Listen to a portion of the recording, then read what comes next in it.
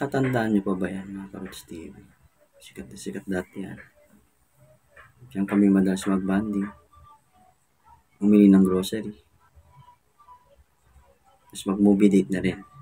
Ng aking asawa. Wala talagang forever, no? Natatandaan ko dati, nag-drop by kami dyan para bumili ng Daisopia. Masarap yung hopya nila dyan eh. At bread sa Baker's Fair. May Baker's Fair dati dyan. Dyan din, dami ko din nabiling mga sapatos, mga damit. At syempre, naabangan ko dyan yung mga cellphone. Pati din yung mga gamit sa bahay. Gusto mong mahilig ka maglagay ng mga gamit sa bahay nyo. Yan, may mga pang-decorate. Meron sila dyan. Madalas dyan sale, lalo na dun sa may ground floor. Maraming alaala talaga na natatandaan ko dyan. Kasi kapag lumulusot kami dyan, sasakay ka dun sa LRT Monumento. Tapos yung LRT Monumento, pamuntang Luneta na yan. Tapos pag nakapunta na ng Luneta Park, kasi malapit lang po eh. Ang Caloocan at Valenzuela, magkalapit lang. Dito kami sa Caloocan, boundary lang po. Nagturo ako dyan sa Valenzuela, magkalapit lang. May boundary lang din kasi. At mabilis lang yung motor. Yan, pag may motor ka o sasakyan, mabilis lang kayo makakapunta doon sa Evergotesco Mall.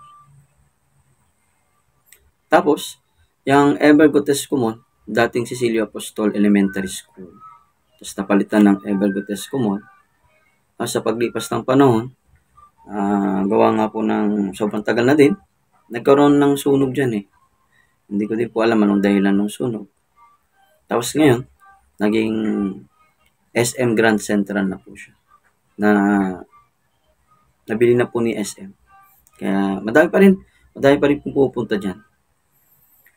Ang pinaka-landmark niyo po dyan, kakatabi lang po yan eh. Ang Victory Mall. Yan. Sa may paikot sa circle, sa monumento yan. Grand Central pa rin naman siya. Yun nga lang, SM na po ngayon. Marami din talagang pagbabago na pag-alalahanin mo sa yan ng mga memories, diba? Sarap balikan. At ayun, yung Ever na yan, yung Grand Central na yan, sa likod kami nagpa-park dati. May park sa likod.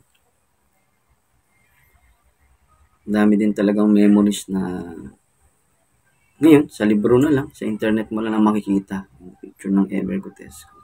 Pero, nakatayo pa rin din naman. Yun nga lang, SM na po siya. Siyempre, pag SM, pwede ka na rin mag-shopping.